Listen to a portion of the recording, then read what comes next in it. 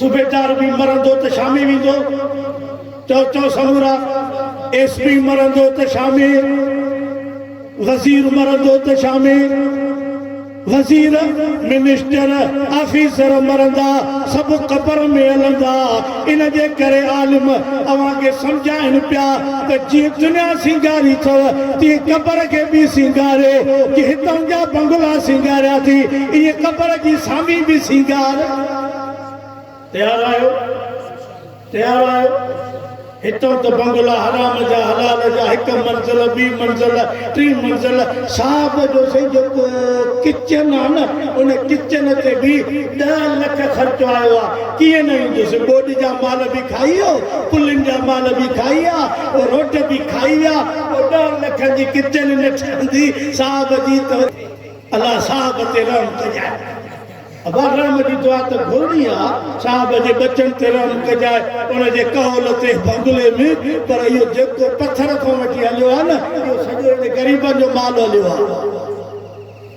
हैदराबाद में बंगलो कासमाबाद में बंगलो क्लिफ्टन में बंगलो इस्लामाबाद में फ्लैट रावलपिंडी में फ्लैट लाहौर में फ्लैट ये पेट्रोल में मिलावट करे मीटर हटाए पाइटू हटाए मिलावट करे कणक में जिन्स में चांवरन में सामान में हाणे तस्बीह खई वेठो आ 1000 मणी जी ये तस्बीह खुदा बुथ में ठोकी दी अगर मौलाना पन्नी अकेले में माप के पेट्रोल पंप जी एसडीएम वेचारो शाबाश पेरी माप तो कई और खर्ची मिली इस तरह का दे पर पेरी माप में लीटर ते 2.2 3.2 घट हाँ ये पान गरीब बैठा आगे ही मिस्कीन अगे ही ऐसा गरीब बच्चन पालने में पूरा हूँ ये करोड़पति हराम खोर जन के करोड़ों रुपयन जा प्लाट जगह पंप उहे भी उन में मिलावट करे और रीति की घट पिया कने हाणे तव्हां ॿुधायो क़यामत तो थींदी न मौलाना अब्दुल्ला क़यामत चओ समूरा भली तस्बीह पढ़ भली जुब्बा पा भली रुमाल वेड़ भली तुरा छड मोजड़ा वास्कोट पाए मानन ते हणत ए फलाण पीर बुजुर्ग पियो अचे ओडो खोट पियो करे कणक में व्यापार में अटे में फ्लोर मिल में शुगर मिल में खंड में अटन में ओडे पेट्रोल में मिलावट करे चवेंदो हेडो जो आहे ईरानी खल्क खुदा जी के तबाह करे हाण तू करोड़पति अरबपति सुभाण मरी कबर में न वेंदो परवेज कबर में न वेंदा क़यामत कुरान पढ़ो अदा कुरान पढ़ो 17 सिपारे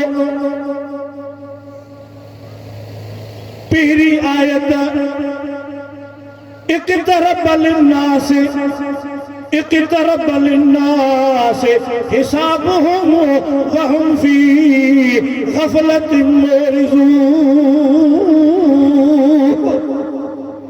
पढ़ो कुरान तर्जुमो कयो कुरान मजीद जो सिपारो मां दसियो आहे त पहिरी आ 17 सिपारो उहे हराम खोर जेके खाता भञा आहिनि बन्ना सोर में पेट्रोल में मिलावट खंड में मिलावट